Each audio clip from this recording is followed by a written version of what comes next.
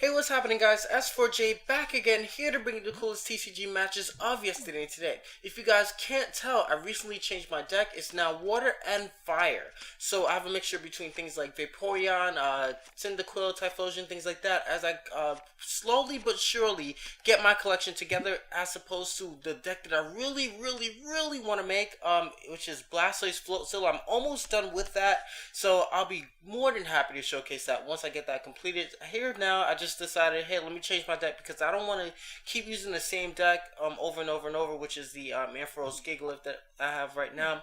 So fortunately for me, it looks like I'm gonna be able to go first, and I just drew a Cincino. So later on next turn, I'm gonna be able to evolve my Mincino into a Cincino, if I said the names of those Pokemon correctly. So Cincino I'm actually running because even though the game actually lets you start off with that family, I'm running it just because it puts your opposing Pokemon, the active Pokemon, to sleep. So it's actually pretty interesting. I take a risk here, discard one of the two energies necessary in order to use Cincino's attack later on when I evolve my Mincino into a, yeah, I said it right, my Mincino into a Cinccino. So I just wanted to get some damage off. Lucky for me, I'm able to get a heads and get 30 damage onto what that looks like a Pikachu on the other side that he has. I'm able to draw a Cyndaquil and an Eevee with the engineer's adjustments that I just played a few moments ago. I have Professor Oak and a Professor Elm if things don't necessarily look all too well. I'm holding Vaporeon after drawing the Eevee, so it's looking pretty good already. I got like half my stuff right off the bat, but there's no need to play a Professor Oak right away because I'm thinking like, hey, I can evolve my Cyndaquil into a Quilava next turn, as well as evolve my Eevee and my Cincino. So let's just see what he does.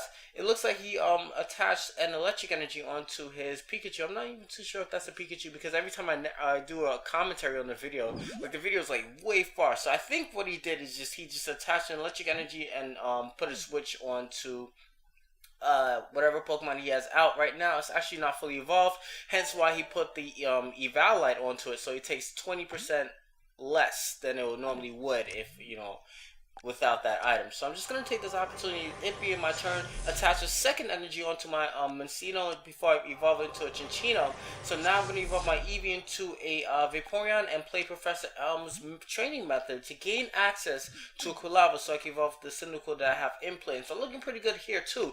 And to add insult to injury on his behalf, I draw an interviewer's question. So I'm like, you know something? Instead of playing Professor Oak's Theory next turn, I think next turn I am going to definitely be able to play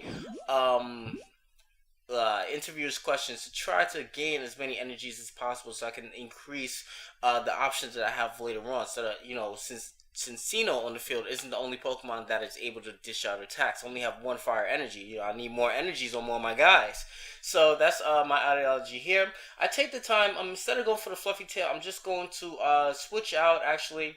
But I forgot that trainer cards do still attach when the Pokemon is still on the bench. That only works for status. Status cures immediately after or it doesn't necessarily take effect. It doesn't cure, but it doesn't take effect when you're on the bench. But anyway, I draw another fire energy, which is great. I'm just going to take this time to play interviewer's questions. I get one fire energy? Ah, bummer. Are you kidding? Alright, so next turn I'm just going to play another energy, I guess, and then afterwards play Professor Oak's new theory to draw a new hand. So I'm just going to put that thing to sleep and draw an engineer's adjustments. Like, now, okay, this is crazy. Like, now what do I play? Do I play the engineer's adjustments or do I play Professor Oak's new theory? Why are you giving me more options, confusing me, whatever. This is the kind of thing that when I went to like Yu-Gi-Oh tournaments when I used to play Yu-Gi-Oh and Magic the Gathering competitively, there used to be so many options, and more so often I used to more so often I used to play a bad move or like use a move that would be considered of poor judgment onto the situation. And this is like one of those situations. It's like, do I refresh my new hand or do I like draw 4? I have like, I don't know. Do I take the risk? So he switches out my active Pokemon, right? I have another Cyndaquil. I think I'm just going to attach another fire energy onto the Quilava. I think he wasn't expecting that. And then play Engineer's Adjustments now. I discarded my last energy. And I draw a Bill and a Great Ball and all that other jazz. I draw another Professor Oak's new theory. So there's no doubt in my mind that next turn, thankfully, since Typhlosion happen to be one of the 7 cards up the top of my deck, I'm able to evolve my Kulava into a Typhlosion, and next turn I'm just going to be able to refresh my hand. So I'm looking awesome. Hell yeah. Typhlosion doing serious damage up in this bitch. Seriously.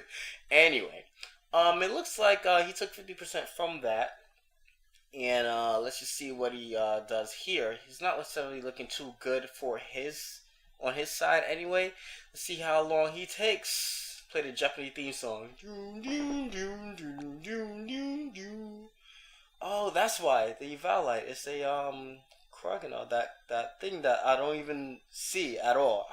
You know, there's so many Pokemon now I think about it. It's like when you mention the names to me, it's like, wow, that's a Pokemon. Like Jinx is a Pokemon again, and like Lapras is a Pokemon. Like you see so many. You're just so used to seeing Metagrows and Deoxys and things like that. You know, just from my experiences, you forget that things like that Crystal that he has over there. I don't even know the correct pronunciation for that Pokemon over there.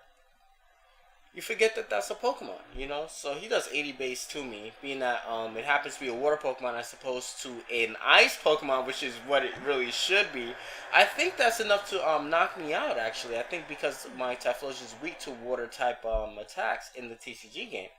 But that doesn't look like it's the case. It looks like what happened is after he uses that attack, all his Pokemon that Pokemon specifically and all of his energies attached to it get retreated to the hand. That's just going to make it an easy kill for me because I'm able to draw another energy and discard 2 energies attached to my Typhlosion in order to inflict 120 base. And since that happens to be the last Pokemon that he has out in play, I'm able to take the easy game. So that was actually a great game. I'm actually in a rush to go to work, so I just definitely wanted to post this one for you really quickly before I go. So peace, what you doing?